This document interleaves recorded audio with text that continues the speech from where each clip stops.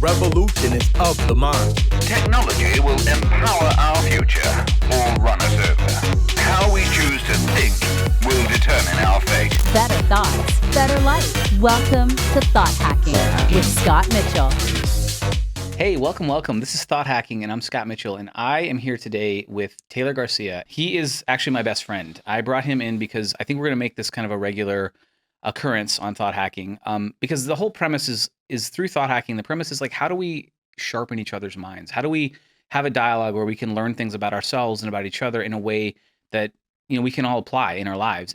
Thank you, Scott. As you mentioned, my name is Brian Taylor Garcia. I go by Taylor Garcia in the writing world, the creative world, but people call me Brian, people call me Taylor, people call me all kinds of things.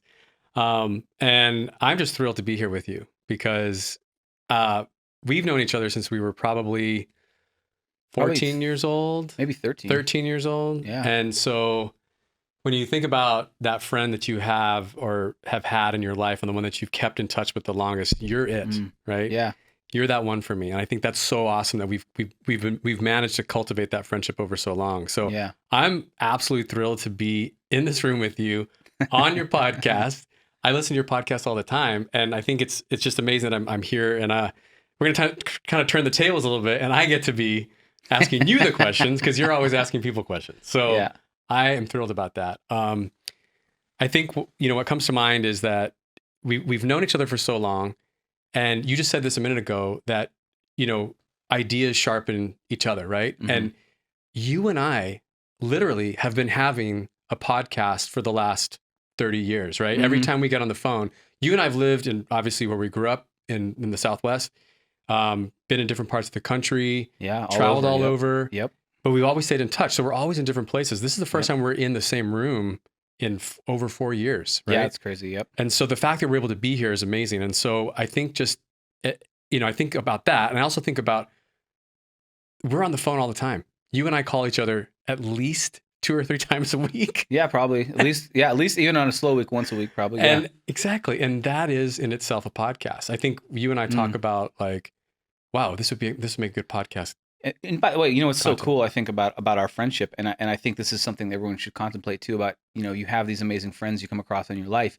There were times when we didn't talk for a couple of years, Sure. And you lose touch. And we would reconnect, and it'd be like we were just talking last week, Exactly. And I think, investing in those relationships and connecting with the people who you really align with, the people who are, like your kindred spirits, you're like, yeah, it's so valuable because it is one of the most important things we have. And one of the things that surprised me recently, by the way, is I've been reading about, there's a lot of people who have not been as fortunate as us to have those kind of deep friendships. I've been super blessed in my life to have a lot of amazing friends. And, you especially have been at the top of that list. And it's been such a gift because when I've had things that went wrong, when things were difficult, like I had someone I could call no matter what. And I think it's important for us to help other people find that. And I think it's important to remind everybody too that like there are amazing, incredible people out there who desire deep, meaningful, fulfilling friendships with each other and are willing to sacrifice for that too. It's not just about like me, like hanging out and doing something with you or whatever. It's literally like, how can I support you as a human? And I think that's just like one of the most profound and important gifts in life is just having a great friend. Yeah, man. Yeah. I think that's the benefit of what, like a friendship like ours we've cultivated. We've consciously built these checkpoints in our lives to stay in touch and to stay connected and to help each other through whatever journey we're on or whatever challenge we're encountering or facing. Mm-hmm. And I think that's been just amazing. And I think we both get a lot out of those conversations, right? And it goes back to what thought hacking is just, challenging yourself to think in a different way, challenging yourself to like experiment with your thoughts. And you've taught me that, and your podcast has taught me that, and being, my best friend through all these years, you've taught me that. And I thank you for that. And I think it's amazing how, what you've built here is really amazing, just to see how we can experiment with our thoughts, how we can kind of challenge our thinking. Yeah. And become more self-aware from it. Like start to realize like, some of it's like remembering like who we are, like how do we reconnect with the things that actually matter? Because in life, we're pushed around by so many things that we get on the surface a lot. And there's nothing wrong with that. It's an important part of life and a place to be. But we need that time where we reconnect with the more meaningful, deeper things, Yeah. No, I And agree. actually, you reminded me something too of we spoke about this recently, but I thought this was a really interesting concept, which is I was thinking about like, you know how important it is to get out in nature and connect with nature Yeah. sometimes because we're so busy and we get stuck Yeah. in these urban environments or whatever. And just Yeah. connecting to nature can be so refreshing, and it does a lot to your mind and your thoughts and your awareness and like all of that, your emotions. But one of the other ways I think of connecting to nature is actually deeply, meaningfully connecting to another human being or another really amazing group of human beings. Because when we're together, the world melts away, and you have a chance to have these really beautiful connections and conversations. And it's another form, even if you're stuck in an urban environment, you can't get out and go near some trees or some grass or some animals or whatever. You can like literally get into nature in a different kind of way.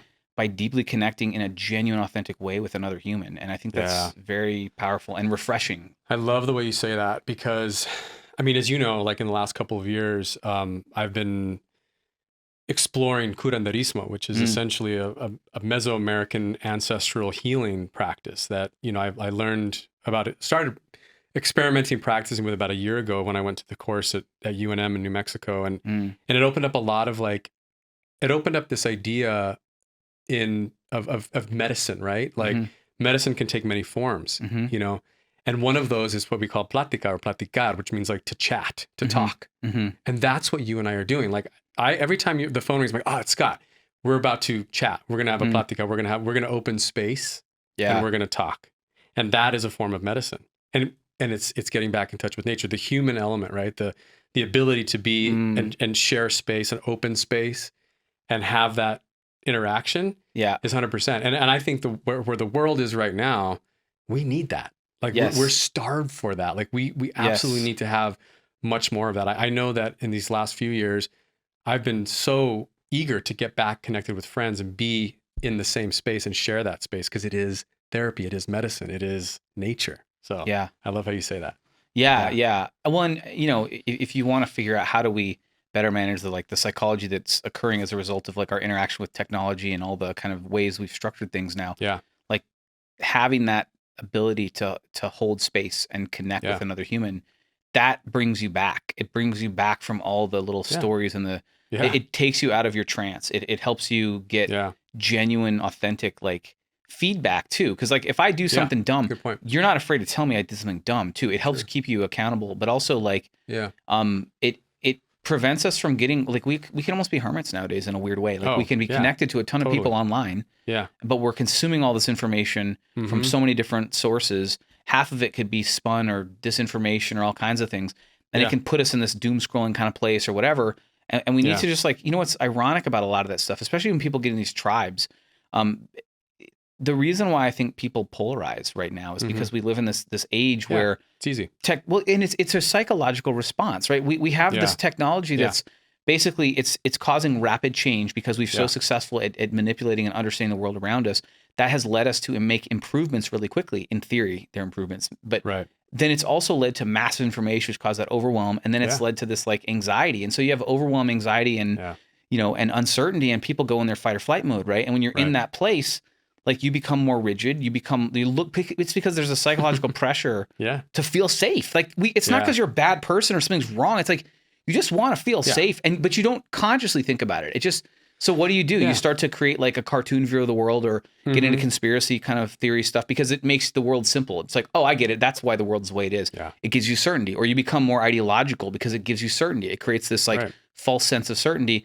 Or, and included, you people tend to like go into these groups where they're like people that already think like they think, whatever the special interest, whatever the group is. And, but when we're in groups, like part of how that works psychologically, same concept is the group has to be special. So it starts to say like, we're the group that knows this, and there's these other groups and the other groups. And then all of a sudden people can spiral into this place where they're like, those other people are this. And it becomes this really unfortunate spiral that's literally driven by a very simple psychological pressure, which is literally it's in a way it's a desire for human connection. It's a desire to feel safe, but that human connection, when it's genuine like this, it can pull you back from that. It can make, because you have a different kind of safety. Yeah. Now you're with someone that gets you, that understands you, that's willing to listen to you, that can just accept you. They're not going to judge you, whatever. Yeah. That creates a space for you to heal psychologically and take the pressure off psychologically, so you can think, or you can become more aware of the more important things in life. And exactly. No, and we can then collaborate. Like, Right. I agree. And I think that has to happen not only with people that you feel comfortable with, friends, whatever, but also even like strangers now. Like, I think that to get away of those echo chambers, to get away from those sort of places where we feel very polarized, and that idea of feeling safe. Yeah. I think when we, along the lines of opening space with people and using that idea, if you can open up space with people that you may not know, right? Maybe somebody that's new to you or has an opposing view to you,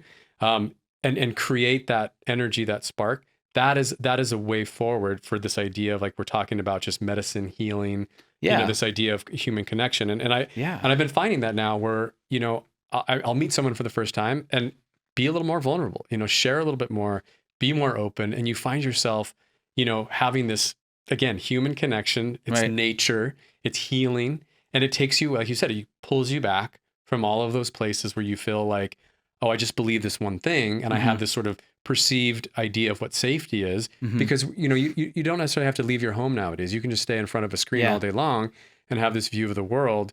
But really, that's not what we're put on this planet to do. Well, and that's I think what's so profound, because this is, kind of what I was getting to ultimately, is that when you see people or meet people that aren't in the group that you're part of, whatever that group is, there's this weird, amazing, profound thing that can happen, which is all of a sudden there's a human that comes from some place or is a different perspective or whatever than what you're used to. But it's not some like amorphous blob in your brain, like that group over there that is dehumanized. There's a person, and all of a sudden you start talking to the person. And if you have a genuine conversation, all of a sudden a lot of doors can open, a lot of opportunities can happen, a lot of collaboration can occur. Yeah. I mean, there are some real problems today with this problem of like not being able to collaborate because of people don't share the same fact, like basis in fact. But if you can get past that for a second, and you can connect with the person, like look, like in nature, if you take a bucket of like lukewarm water and you take a glass of lukewarm water and pour it into the bucket, nothing happens.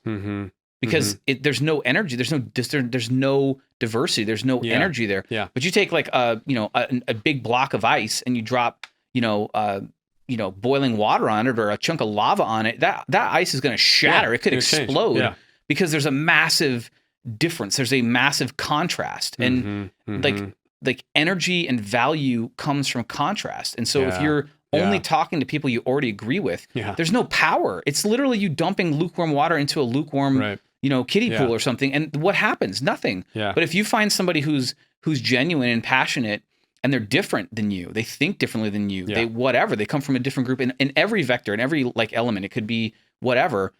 There's power in that. And if you use it properly, together you can create real energy, real spark, real innovation, real opportunities.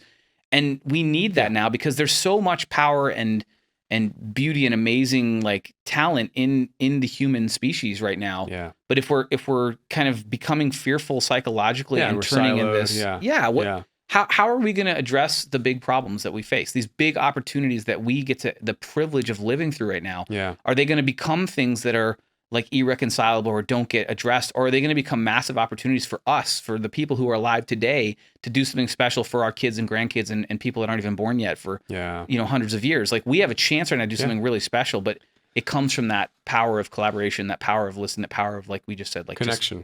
Connection. Exactly. Well, that makes me think. So, let's interview the host of Thought Hacking on this note, because it kind of makes me think of what, a lot of things you and I talk about, right? Yeah. You and I have been talking, at least for as long as I can remember, the future. Yeah. We've always sort of pondered like what is coming, right? Yeah. Yeah. And I know you and I used to have a lot of like, I don't know, years ago, even when we were roommates, we used to talk about like, oh, something's coming. Like, something big is about to happen. A little bit of a doom mindset. I remember sometimes. Yeah.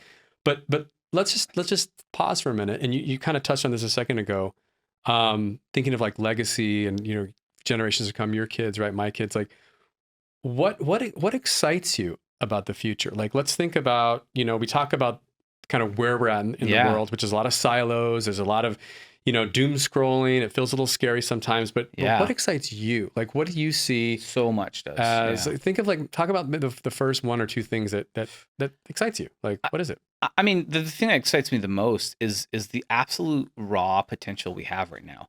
Mhm. Like literally because of technology, which is a byproduct of human beings innovating. Yeah. What technology really is this ability to control or understand nature Mhm. in new and increasingly like intimate ways. Yeah. It gives us power, but it's neutral. It could be a lot of things. Yeah. What excites me is how that already, not even in the future, right now, has allowed us to have access to knowledge that we never could have access to Yeah. in the past. We can make connections. I have friends all over the world that I talk to on a regular basis now Yeah. because I can just get online and connect with my friends in Australia or my friends in Germany or Totally. Scotland or Yeah. wherever, like all over the world. And Yeah. I can hear what they have to say. And they're like, yeah, here's what's going on in Canada today. And I'm like, wow, like that's a long way away. Yeah. But I can literally get not just, and if I'm listening, I can hear Yeah. what they're telling me about different parts of the world. And so this ability to collaborate and shift Instantaneously. perspectives, Yeah. it is so profound. Like we have been given everything. That's true, man. It's We a have gift. so much abundance right now. Yeah. I mean, and yes, like you and I, where we live in our lifetime, like where we are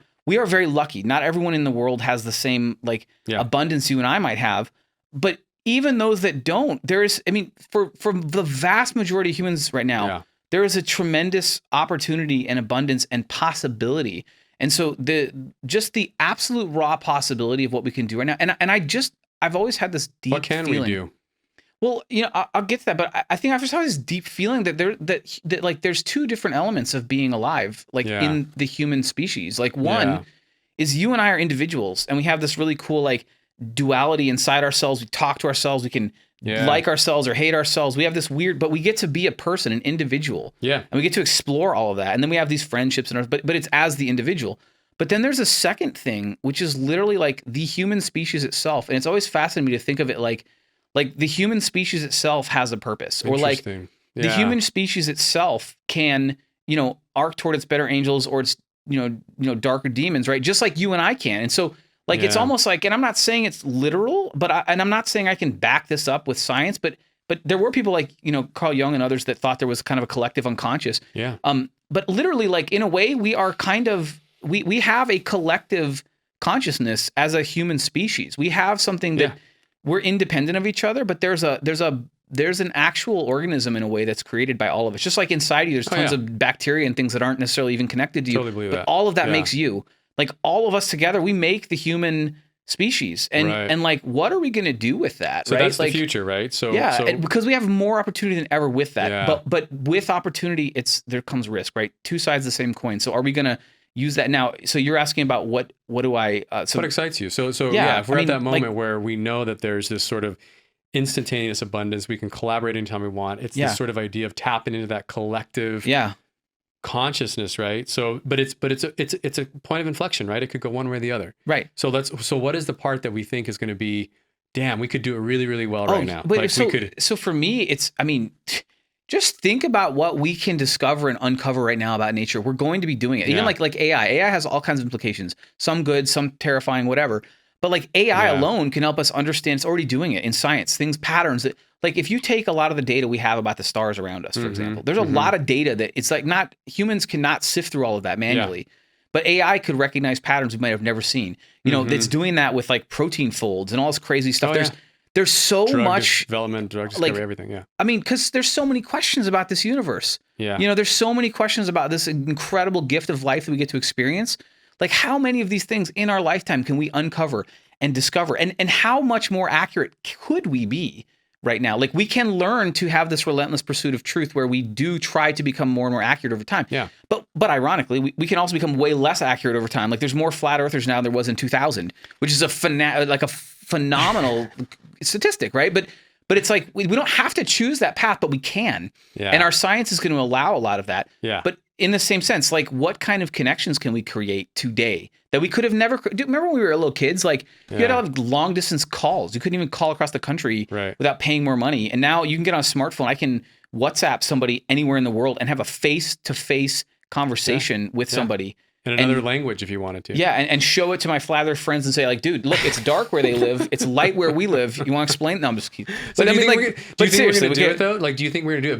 Because what I'm hearing is we've got this massive potential. It really excites me with sort of tinged with space like travel excites me too, by the way. but it could go this way. So do you think, and this is just purely, I'm curious, philosophical, do you think we're going to actually do something, we meaning the human species of civilization, are we going to do something that is going to be for good? Because there's there's parts where there's days when I'm like, wow, this planet is really, there's a lot of shit happening. You're right? like, we're screwed. Yeah, like Game over. End of podcast. And yeah, not even, and I'm not talking about just the Earth. No, I'm talking about just you. humanity and whatever. But I just wonder, like, do you think we will head in the right direction? Like as a species, like will we use this time to say, gosh, we have this ability to do everything we ever wanted, to discover anything we wanted, to become even smarter and more brilliant, stronger, but will we actually do it?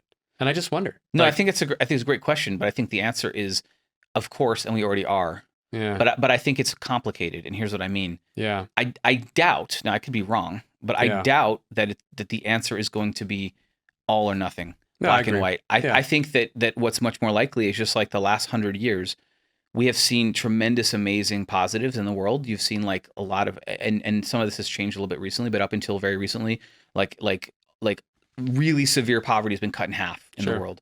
Like there's more people now than ever in the world, but we've actually made more food than ever before. Food, yeah, like we have more access to knowledge, each other, connection, the universe. We know more about the world we live in. It's and we've been so successful. We've even made rapid change that's amazing, but it's also led to real challenges, like everything from like accumulation of wealth in certain pockets, or it could be environmental pollution or climate change. It could be the proliferation of weapons and what that could mean. There's so many challenges, and we've done a lot wrong. Like, I mean, think about the last 100 and whatever years. We had two world wars that were horrific, right? Because of human psychology, because of selfish people who wanted more power for themselves. Right. And I mean, these are obviously complicated issues. I'm way oversimplifying, but the point is, during that time, a lot of amazing things happened. Right. And one of the things, we talk about this, like we've been exploring the future, all of our lives. We're very curious people.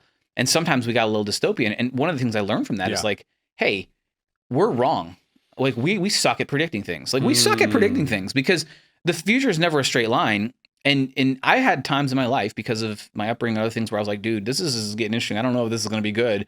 And it was fine. It was totally fine. Everything worked out. You know what I mean? Sometimes we like, it's like, it's like the Mark Twain quote where he's like, I've lived 1,000 tragedies, none of which, or like a few of which actually came true, kind of a thing. Sure. Like so we have to be careful with that because there are real problems, but it isn't a foregone conclusion. And I also think real quick about my great uncle, my grandfather's brother who fought in World War II. And he told me when they first got there, man, it was like, there was no way we could win. He said they looked at that and they were like, the Germans were so far ahead of the West, of the the US and the Britain, the British and everyone, because he's like, one of the simple things is like the Germans had square gas cans.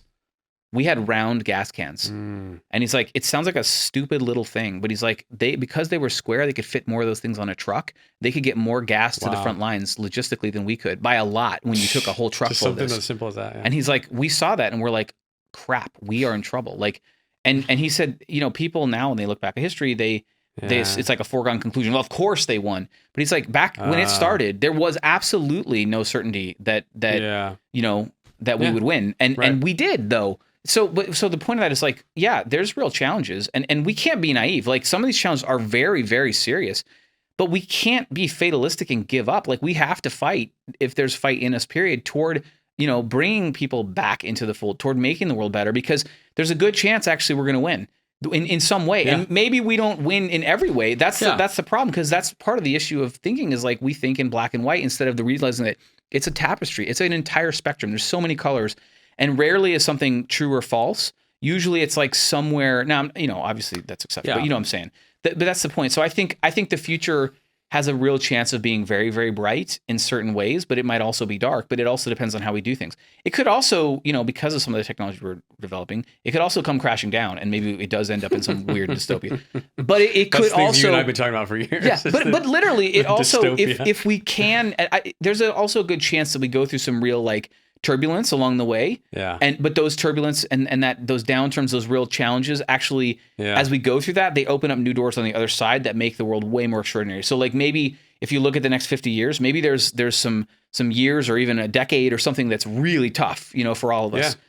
But at the other side of that, I think we're going through that. I think we're in a decade of really bad stuff. Maybe. I really do. It's quite possible. I think it could get a lot worse, but it could also get better. But I think even if it does get worse, my point is, by pushing through this, there may be an opportunity on the other side of that to really create something even more extraordinary. Yeah. Because that's the other thing. I think that life and history and you and me, we're not static. Because of time, things are always changing. So that's why we also can never give up, because even if tomorrow is a rough day, even if the next decade is a rough decade, I don't think it necessarily will be, but it could be. But whatever it is, it's going to change. And so if we continue to strive to do the things we know in our hearts are good, like connecting with other people, like trying to be accurate in our thought, like trying to do things that are helpful instead of hurtful, like trying to overcome some of the carnal psychology we face, then over time we can win that battle or move the arc. And it's not necessarily like it's not black and white at some point. Maybe it's a long-winded way of saying it. No, I agree. And I think I was also laughing because, as a writer, I hear all these, I get all these like, hey, send in an essay for this contest or write a story for this contest. And there was actually a call for submissions for stories about utopia. Yeah, that's awesome. And I looked at that. I was like, I can't do utopia. I was like, I'm really good at dystopia.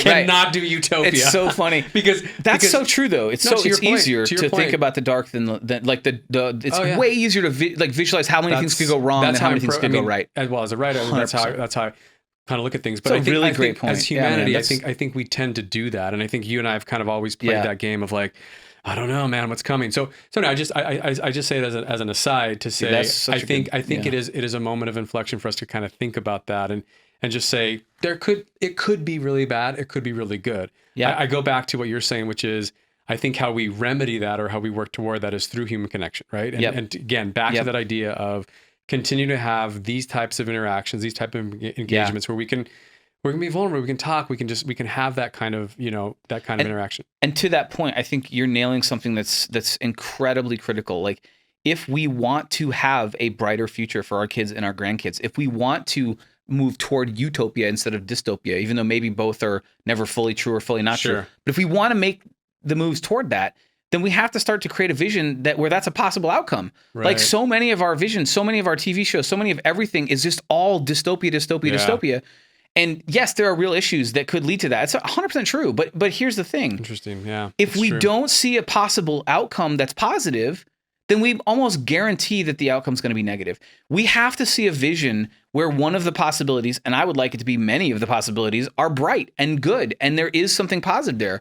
Yeah. I mean, I actually believe, like for some weird reason in my heart, I actually believe that without doubt, we are going to overcome the transition we're going through. And on the other side, it will be more beautiful. I don't think it will be perfect. I do not think we're going to suddenly now all our problems are solved, but I think we're headed toward a much brighter future. But I think within the context of that, it's really critical that you and I and everyone else shows up. Like we are going to continue to encourage each other so that as we show up, we create ripples in the human species that lead to more and more of us, saying, wait a second, let's step back and let's think a little more. Let's connect a little more. Let's actually become more self-aware and move toward the deeper, more meaningful things in our heart, not just the superficial crap. Because, it's easy to get caught in the superficial crap. And to your point, it's easy to get caught in dystopia. These are the easy things.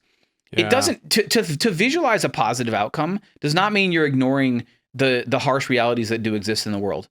Like we understand there's a lot of like trajectories that don't look positive right now, but there are so many that do too, that we just kind of don't think about. But even the ones that look negative, it's just like when you have a problem in your life, right? You can choose the meaning you give that problem. You can be like, oh man, this means I suck. This means I'm this means I'm not smart, or this means or we could say, wait a second, how do we turn that experience into something good? The most amazing stories of people that do amazing things, they have some horrible thing happen or something difficult happens. They find a way to turn that thing into something positive. So how do we turn these trajectories that are going down, dark directions? How do we find a way to tell a different story as humans? And I think this is actually one of our great challenges, because this is what's going to drive that change. If we can unite people around visions that are more positive, we can actually invite attention and resources toward those visions and then actually solve these problems. If the vision is, it doesn't matter, it's too late. It's like the guy, and I'm throwing a bunch of stuff out at once here, but it's literally like the guy who's like, super overweight. I mean, like if you're 10 pounds overweight or 15 pounds overweight, and you're like, dude, I want to get back to where I should be. I can lose 20 pounds or whatever. It's not as big of a deal to think you can do that. And so you're like, cool, I'll start working out. It still might be hard, right? But you can do. But if you're 100 pounds overweight, there's this like, why bother, man? It's over. I'm just fat. It's just my identity. It's who I am, and there's no way to fix that. And that becomes much easier to believe, and it's harder for you to even start. But let's say you're 100 pounds and you start a little bit, and you get to 80 pounds overweight or 70 pounds. That's huge. But then also you'll have momentum, and maybe you can get to 50. And it's the same way. If we think about humanity, we're like, it's too late, dude. It's done. We're done. The environment. The political, tensions, all the different, the geopolitics and the rising superpowers and wars and like all this stuff and all the, if that's the only story we tell ourselves, then we're the 100-pound overweight person that's going to sit there and be like, well, why try? And I think that's what so many people are doing. So many people are sitting on the sidelines because they have no idea how to get involved and do something that can help. You know what, man? First of all, this is a perfect example of when we have a conversation and when you help me make a distinction that I wasn't thinking of.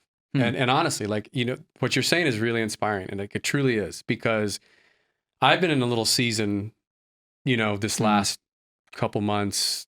The summer to fall time period is always a little tricky for me. I don't know what it is. It's just like the way the earth is tilting, the sunlight. I don't know. I've had struggles with that for a while. So there's a little bit of a season. And so my mind has really been going to sort of the, that's just probably how it's going to be. Like I've been sort of defaulting to that. And I've also been defaulting to this idea of just kind of, just let it be, right? And let it be is sort of a nice way to just sort of let things be and don't have any attachment and just let things go, right? It works for a certain period of time, right? But what you're saying and what I appreciate is we at least have to have the vision. We at least have to work toward what is possible. And it may not be possible. It doesn't guarantee the outcome. It may not turn out that, because I love the idea how you say the tapestry. That's a really cool metaphor. And I think that's helpful because I'm saying this is really inspired by what you're saying, because I've been in a little sort of this, well, I'll believe it when I see it. Things are just pretty effed up, and this is just how it's going to be. And so sometimes you have to see it before you can believe it. Yeah, and you have to see it in your eye, your mind's eye first. Like you have to start pretending. Exactly. It's like helping me see that has been cool. So with that, I want to ask you a question. And you've helped me with this many times, either just talking or helping coach me, or you've always said, how would this be? And I'm probably paraphrasing here, but like, how would the future you feel about where you are now? Or is this the best version of yourself? Right. And so, I'm curious to know, like, and this thought came to me the other day when I was waking up. I was like, the senior Brian, the senior Taylor Garcia, what would he, what if I be a senior? I'm like, oh, that's the old version of me. Right. What would that version of me be thinking about myself now or in the future? So I'm curious for you, what does the 85-year-old you look back and say, I did that really well, or that was a great thing, or, and I know it's a pretty deep question, but I'm just wondering if you, that's a great question. Because here's what I'm saying, Scott, is that you give me some amazing advice. You give me some of this most amazing ways to thought hack, right? I mean, it's true all the time. Thanks, every time the phone rings, I'm like, yes, we're going to talk about something. So now I'm curious to know how you would you take your own advice? Like, what would you do to, like, that's funny, the senior version of you, the older version of you? Yeah, that's a great question. I mean, that ability to look like a future cast, it's actually always harder for me to go forward in time than back in time. It's probably true for all of us because you kind of have more frame of reference in the back and like going backwards. Yeah. But no, I mean, the first thing that comes to my mind is, I would be really proud of me right now just for trying, for putting things together to move this forward, because a lot of this has been like, well, I just have this feeling, this calling inside me. I'm like, you know what? Like, I think this is a really profound time to be alive, and I want to do something. I don't want to sit on the sidelines. I want to participate. I want to try to help move us toward, like, and it starts moving me, because like I struggle with myself all the time. Sure. And so like, how can I improve me to where, I can learn to, align with myself better, maybe forgive myself more, maybe reconnect with some parts of myself. Cause I think sometimes I feel like, man, like, why didn't I do this? Or why haven't I done this yet? Or whatever. But when you start to like realize and remember who you are, you start to realize like, dude, you just need to chill out and calm down because you're like beating the crap out of yourself.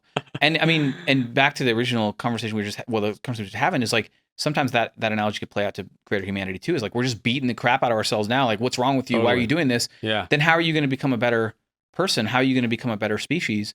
And so there is an element of like, you know, the things that we experience on our own individually, we can apply to the bigger picture of humanity too. But I think, I mean, the first thing I would be very proud of myself, not because I'm being perfect or doing, you know, winning every day. I was talking to James Whittaker recently about the idea of winning the day, and I definitely do not win every day. Sure. Nobody does. But this is the point is like, yeah, I mean, this is an important time in my life, just like it's an important time for us. The primary reason is just because it is the present. This is where we are. This is the most important time because it's where we are right now.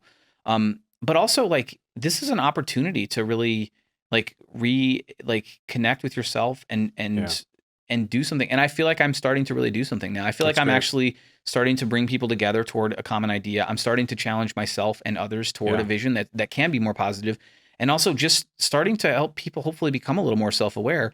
And I think those seeds are those ripples, they're going to grow over time. Yes. And I think like, if I look at my ideal 85-year-old self, and if I had like really succeeded the way I want to succeed, to me, you know, when I say succeed the way I want to succeed, like I talk to a lot of like people who are very successful at whatever niche they're in. And I don't think of that like for me the same way. I'm not sitting here thinking of like, if I succeed the way I really want to succeed, I have amassed a certain number of wealth or a number of followers or like, do you know what I really want is I want to be more authentically me. I want to become the me that I already know is inside me. I want to bring that version of Scott to this universe, to this world. That's awesome. And there are days I do a pretty good job of that and days I don't, but I feel like actually over time I am bringing the better version. Like I'm becoming more aligned with myself every day and bringing that. And dude, if I could do that, like, yeah, don't get me wrong. It would be great to do that and you know, continue down this path I'm on in certain other like ways, materially and other ways. And like, if I can make a bigger impact, I mean, I would love to make a big impact, but I don't look at it in the sense of like how many numbers of people, because I feel like for me that doesn't matter. That's not my job. My job is to show up and give what I have as often as I can and as the best way I can. The rest falls into place. Like if I help one person like you or 2 people or 10 people, that's amazing. If I help 1 million people, that's amazing. But I don't control the outcome. Like sometimes, you know, you can set goals and try to move toward a controlled outcome. But I think a lot of times we sometimes don't control the outcome, and we don't need to. We need to control how we show up every day. Yeah. So that's the thing that my 85-year-old self will be talking about now to me is like, dude, you started show that, up. right? You showed up. You showed up and keep showing up, because like there's going to be good days and bad days, but it's not about the end. It's not about the destination. It's about like living that journey as often as possible. So I mean, the way I would think about it, like it just comes to me as we're talking like this, is literally like, how do you better align with your best self more often? Like, how do we do this more often and more accurately? Because if you do that, you're going to have a really rich and happy life. And a lot of the other stuff will come into place. And the things that don't, like, you can find solutions to that. But yeah, I mean, I just want to be consistency on the real trajectory of the things that really matter too. Like, I don't want my life to be about the superficial. Like, yeah, don't get me wrong, dude. I love a glass of wine or like a lot of superficial stuff. I do, but I don't want my life to be about that. I want my life to be about. You don't want your life to be about wine. Yeah, it's not going to be about just wine. Yeah. No, but seriously, but I mean, dude, it's about this. It's about connection, like you said. It's about including with ourselves. It's about like being aware, dude. The days that I'm more awake, holy crap, it's like, wow. I mean, I love it. No, I love it. I mean, yeah, we've talked about that idea of being awake, being asleep. And again, I think what you've built here is amazing, right? Like, I just applaud you for what this is and this space, again, opening the space. Because, you know, the average conversation isn't about any of this stuff. You know, I think about the various circles that the various ponds and lakes that I swim in. You got your work people, you got your friends, you got, you know, different circles that you're in.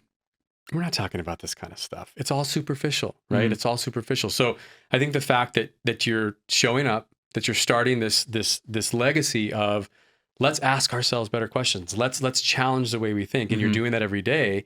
It goes back to the idea of what you're getting at, which is consistency. Which is building a pattern of showing up to be your best self. You help me see that all the time. Like, whenever we get on the phone, you'll say or do something, and I'm like, yeah, he's right. Like I'm not showing up for myself, right? And I think Yeah. that's advice that you and I've been giving each other Yeah. forever. Yeah. Forever. And to be able been- to Yeah, it's give, been amazing. You've helped me tremendously on that front thank too. you, Yeah. man. To Yeah. be able to give that gift to people over and over again, Yeah. because it's like working out. It's like, you know, my coach Eli, who's a personal trainer, become a good friend of mine.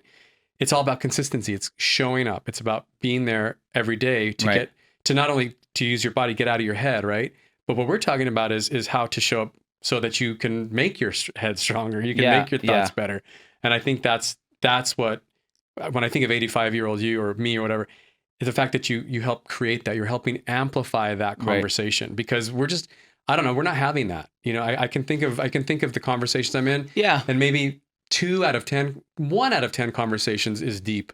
Yeah. Everything else is just like, did you hear about such? It's just, they're just boring. They're Yeah. they're pointless. Well, I don't know if they're pointless, but I Well, maybe understand not what you're pointless, saying. but you know what I mean. I completely understand what you're saying. I mean, I think there's a lot of reasons for that. I mean, I think, you know, sometimes because of the world we live in, we're like, you know, we're dealing with a lot of anxiety. We're dealing with a lot of overwhelm, Yeah. uncertainty. And when, again, we're in those places, we're searching for ways to feel safe. So one of the ways to feel safe is to just kind of avoid.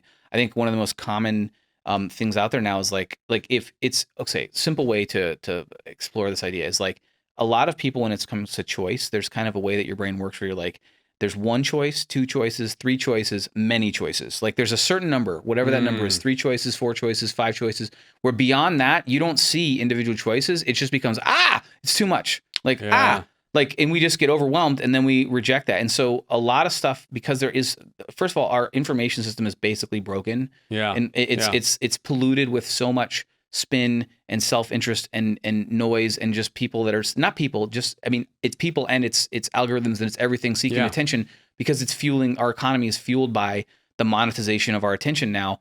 And Sure. because that leads to people having to become more and more sensational, whatever, it's like we've acclimated to the drug of attention and startle. And so what happens is, like, because everything is so sensationalized and so hyped up, we just are like, it's all bullcrap. It's all, and as soon as you get to that point where you're like, it's all nonsense, 2 things happen. One is you disengage and you start looking for like superficial, because you don't want to deal with this other stuff, because you don't think you can figure out what the real answers are. It's like the person that is the 100-pound overweight person. They're like, whatever, it's all bullcrap. I don't know what's really going on. I don't want to know. I'm just going to focus on my family, my life, which is important. You should focus on your family life. And by the way, like, if you look at the Stoic philosophies we've talked about many times before, like, there's a really important value to focusing on the things that you can control and not spending all your time on things you can't control. However, it is really valuable to explore the big picture stuff that you don't have direct control over, because it allows you to gain perspective and insight. And there are things that can come from that that would be valuable and allow you to make an impact. So it doesn't mean you ignore the things you can't control. Sure. And it doesn't mean because things are noisy or uncertain that we should just avoid these things. But part of it is just a human response. And so how do we help, again, people to find a story that they makes sense to them, where they can feel like they can still be part of something. They can figure out a way to actually matter in the world, or contribute in the world, or make the world better again, or explore in a deeper way that's not overwhelming, right? Yeah. Because, and if we're all burnt out and our like neural synapses and our dopamine receptors are burnt out with all this kind of nonsense and like this intensity, everything is so intense, right? Like so I would say, I mean, like, I don't think that I would give everyone grace in the sense that, like, we're all trying to sort this out and it's really hard. And so a lot of us are doing that. I mean, all of us do it to some extent, right? And you should sometimes just disengage and not do anything that's like super meaningful. But we get plenty of that. Like you're saying, you and I understand that. But what I'm trying to say is that, like, helping people find those, a lot of people really craving meaning. They're craving deep conversations in depth. And I have a lot of people that I talk to that are like, interesting. They're like, you know what? I wish I could have deeper conversations. I can't find friends that are deep. And I think there's actually a shortage. I think in reality, even though we get in these bubbles like this, the reality is there's a lot more people seeking depth and conversations about things that are meaningful than there is conversations that are meaningful. I think they just don't know how to find that and to connect with people to have those. And I think that's what we've got to tap into, because if we can bring people together to have those things, dude, magic happens. Magic happens. We can all create magic together because we're actually exploring. And it doesn't mean we don't do superficial. It just means we also go deep. Oh my God.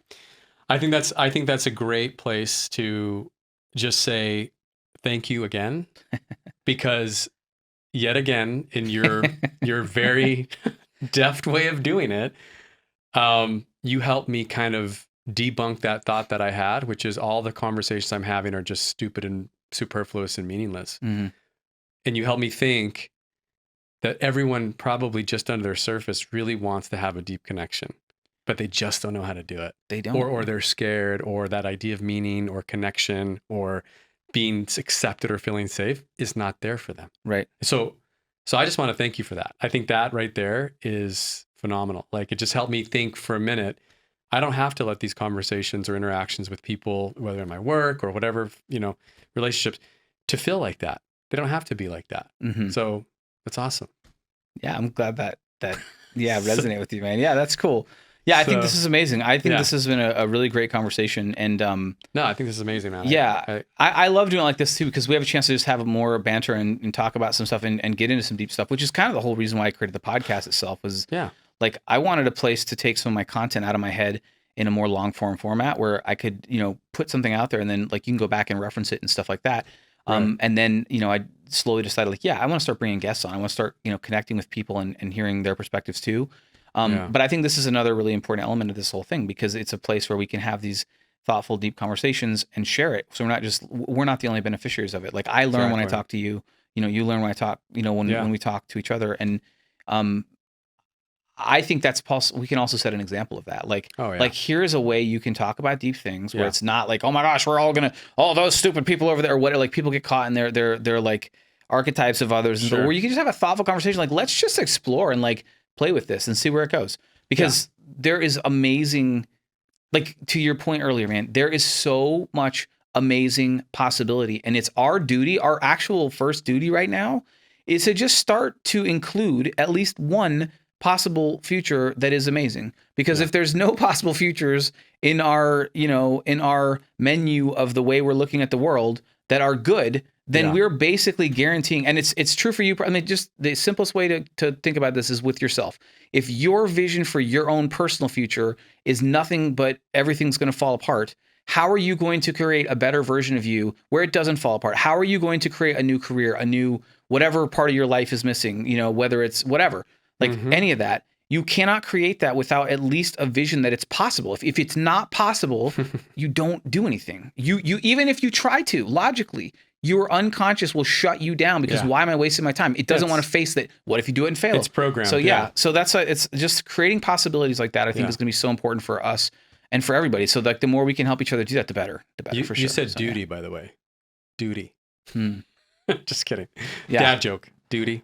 Oh, gotcha. It's funny, now that I'm a dad, I'm terrible at dad jokes. Oh, that's good, because they're terrible. You shouldn't try it. I feel like, because mine just failed. Yeah. But no, I appreciate that, and I think this is. I'm just glad. I'm thrilled you brought me on.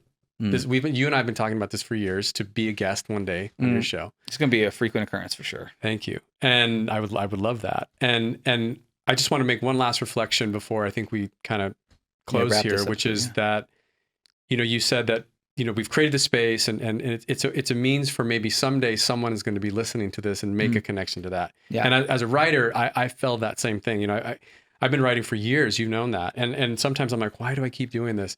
And then I realize that someone might read that one line or that one paragraph, and they're going to have a connection to something in their life or something that they're doing. And that's why you and I do what we do, because we're trying to help someone, or maybe including ourselves, by the way. Exactly. By helping ourselves, right? Yeah. I mean, some of what I do is probably because I want to just help myself. It's like scratching my own itch, but I'm like, why am I not sharing this with other people? Because like, what if I'm learning myself is helping someone else? Why would I not do that? Let's not get it twisted. This is definitely for our own personal benefit. Yeah. But there's a way that other people can benefit from that. And I just appreciate 100%. that you continue to embody that and promote that. And I take the things I learned from you, the questions I learned from you, into those other conversations, because I find myself, again, sometimes like, are we really talking about the weather right now? Like, is this really where we're at? Versus, oh my gosh, let's just go just a little bit deeper on the surface, and I can get to know who you are, or what's really in your mind. So I appreciate that. And I thank you for allowing me to have the space. Yeah, thanks. This has been really cool. And I did want to just add, as you said that, because it made me think of something I think may be valuable to add, is just that when you are having these superficial conversations like that you perceive as that with other people, I've been so fortunate in my life to just be able to have a lot of deep conversations with people. And I realized like a lot of times it's because of how I interacted with them. And it's because I asked a question. Yeah. Like somebody be like, what's going on with the weather? And you're like, oh, this and that. And then you're like, so how are you doing? And like I just asked somebody recently whose father had passed away in the last like year and a half. And my first response was like, oh man, like, how are you holding up? Yeah. And he goes, wow. He goes, thanks for asking that. Everyone's always like, oh, I'm so sorry and stuff. But he's like, I can't remember somebody asking me that in a long time. And he just freaking opened up to me. And he started telling me about what's been hard and how he's doing. And just that simple question took him into a place just like, whoa, this person actually cares. Yeah. Like maybe I can be vulnerable. Maybe I can open up a little bit because I genuinely care. I'm really curious. And I know the guy's in pain. I want to be there as a human for him. And he now has the space to do that. So sometimes you can ask a question and that can open the door for someone to feel permission to go deep or to be vulnerable.